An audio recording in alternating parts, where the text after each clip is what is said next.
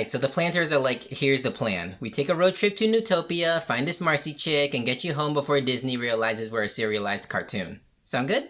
Works for me. By the way, a giant vegetable is destroying your house. So Anne beats the vitamin A out of that thing, and I've gotta say, I'm already very disappointed that we got our first animation error of the season. There's this moment where Anne's eyes flash blue, and that's like the second time the colorists have made that mistake. I mean really, that's just shoddy work right there. You lazy animator dudes have really gotta vamp up your quality control department. Otherwise people are gonna think this is something stupid like an ongoing plot thread happening in the background or something. Anyway, they head out, find these ruins full of 90s nostalgia, and are like, huh, you guys are more technologically advanced than what's been propagated by your federal government. Ah, whatever. Is that a killer robot following us right now? Nope. And so, lots of fun road trip stuff happens, like being legit fugitives from the law, a Totally Righteous Gravity Falls parody, and does this thing?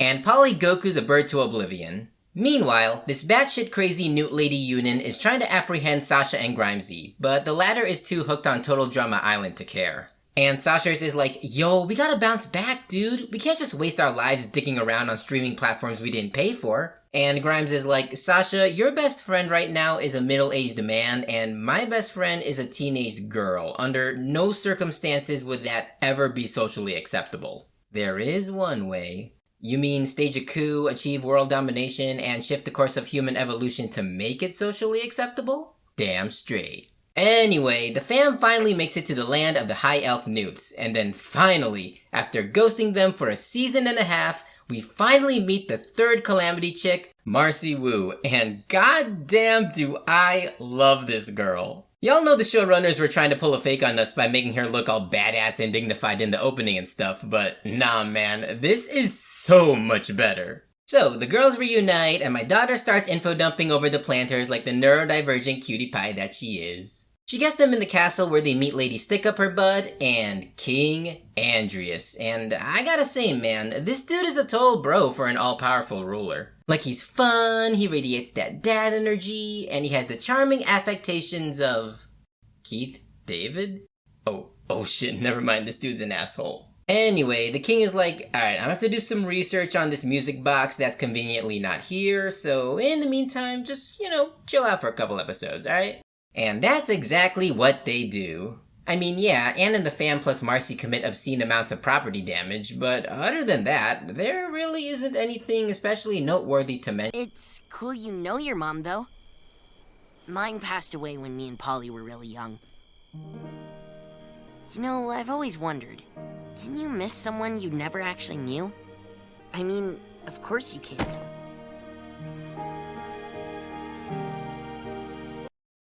Nope, absolutely nothing at all. Oh yeah, our heroes also find out that the king has a billion rotting corpses and restless frog souls hidden in his basement. But honestly, who gives a shit, because oh my god, Spring's mom is dead! So the king comes back and is like, well, it took me days on end combing the ancient catacombs, the lost archives, and our entire historical registry. But at long last, I finally found a used copy of the Calamity Box official walkthrough. Anyway, it says on page 32 that there are 3 cell phone towers where you have to charge each of the box's batteries, and that'll send you guys home. And they're like, can't we just plug them into an outlet or something? No, because the box uses those proprietary Nokia cables that are no longer supported, and we don't have an adapter. It's a whole thing, alright? So, Anne and the frogs head back home while Marcy stays behind for pure and innocent reasons because she's never done anything wrong. So they're back in Wartwood, and they go get the music box, and Hop Pop is like, yeah, about that. Dude, what the fuck? Okay, I know it looks bad, but I do have a good reason for this. Go on. Okay. The reason I did it is because we're just mascots, Anne. What? The fans don't give a shit about me or Sprig or Polly or any of the other amphibians, Anne. It's always Sasha this and Calamity Trio that and toxic friendships and blah blah blah. We're the main characters, but I probably get like 2 pieces of fan art for every 30 shipping you with Marcy. Dude, get to the point. I thought having a tragic backstory with an emotional conclusion would make me more popular with the fandom. And that backstory would be... Sprig and Polly's parents were eaten by herons? Damn, that's pretty good. Alright, we're cool. So, Marcy's back, and the crew goes to charge the first battery at Zelda's first temple. And my daughter basically hyper-focuses her way through the puzzles and nearly gets them all killed several times over. And they're like, yo, Mars, I know Disney thinks girls with ADHD are like super cute and all, but don't you think treating our world like an RPG is just a little unhealthy? No worries, random NPC, I got you covered. So, they get the battery charged, and my daughter decides to chill out with Anne and the fam for a couple days. You know, drowning the town, helping her new frog sister perform the dark arts, and of course, buying groceries. Also, Polly gets bored and decides to just fuck with people one day. But then their robot stalker pops up to not kill them, and Paul's is like, oh thank God, I thought you were gonna be like the new villain of this show. Wanna be my slave? Alright. Anyway, the gang heads up to the next temple, and oh hey look, it's that mystical chick that I totally forgot to mention in the last video. She gives Anne her certificate of character development and then charges up the second battery. Well, kind of. Anne sort of unplugs the USB drive without properly ejecting it, but whatever, nothing bad ever happened from doing that. Meanwhile, the Toads are planning the 2021 insurrection, but they need to get this giant hammer for reasons. Sasha uses the power of teenage angst to spite her way to victory, but nearly kills her only 2 Twitter followers in the process. So naturally they unfollow her, and she's like, I've never experienced a loss like this before. And so, the Frog Party and the Toad Party all converge at the third temple, which means... we're all finally back together again! Oh my god! Human friendships are loud! So Sasha punches her way to the next charging station, and Mars is like, Sash, I've waited 2 damn seasons for this reunion, man. We've got to do something totally crazy. You thinking what I'm thinking? Fan service! So, they host a dinner party in cute outfits, and you know how you always have that one uncle who just makes like super racist jokes at the dining table?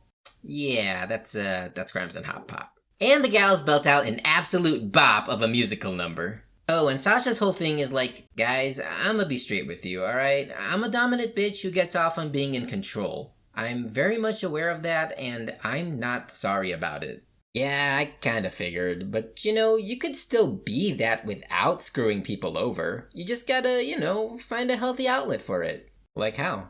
I don't know, man. Like, open up a startup, or get involved with your local community or something. You feel me? Yeah, I feel ya.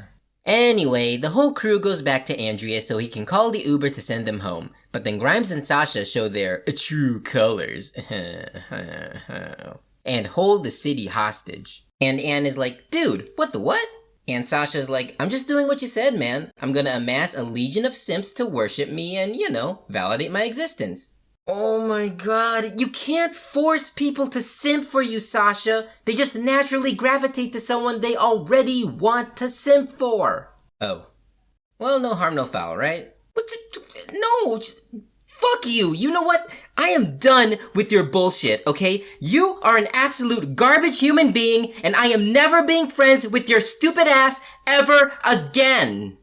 Whatever, not like I care. And I'm taking you off my Hulu account. Seize them! So they're taken away, but that crazy soldier lady comes back to rescue them, and they execute Operation Save the King, Stop the Toads, and bitch slap Sasha. So all that goes down, and then Andreas comes in, and he's all, you know, Newtopia used to be a beautiful, prosperous land, but because of my personal shortcomings, I couldn't effectively lead my country, and our whole culture vanished right before my eyes. But thanks to you guys, I now have the courage to finally give my people everything they deserve. Oh, that's nice, dude. Thank you. And together, with this box, we can grab this world by the pussy and make Amphibia great again. Oh shit. So Andrea shows his true colors. Jumpstarts a robot apocalypse, and the gang prepares to lay the smackdown. But then Sailor Mars cuts in and gives the old, this wasn't the plan, you said no one would get hurt. And I'm like, Marmar, sweetie, you have a lifetime's worth of experience in RPG games, fantasy novels, and know every literary trope in the book. How did you not see this coming? Anyway, King Asshat reveals Marcy's true colors. About how she was the true author of this isekai series all along. And the girls are like, bro. And so Marcy gives us this gut-wrenching speech about how her family was going to move and she was going to lose all her friends, and holy cow, Haley Zhu's performance here is just killer, man. And Anne's like, Marcy, babe, I know long-distance friendships aren't easy, but we could have made it work. We could, text each other every night or hit each other up on Discord. Discord's interface is garbage and my selective attention span won't let me learn it, and you know that. So they fight the king, the robot slave dies, Pauls gets her legs, and Andrea straight up drops Brigstein 10,000 feet to his death. And then this happens. Give him back. Give him back!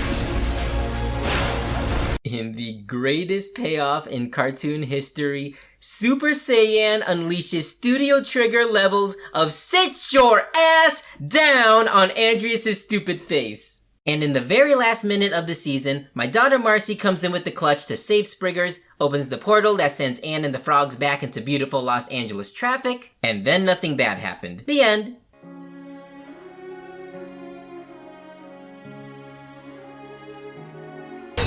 Yeah, I fucking wish. Don't you worry, guys. As soon as the 3rd season of Amphibia is over, I am for sure making a threequel to this, alright? Trust me, it's coming.